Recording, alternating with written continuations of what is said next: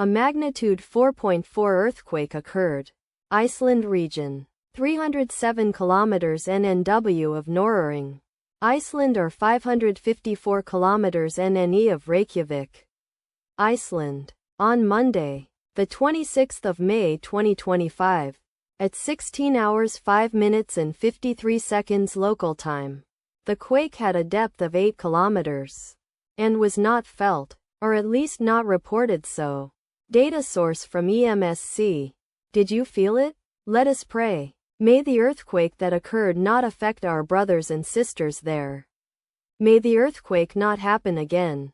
And may God protect everyone. Amen.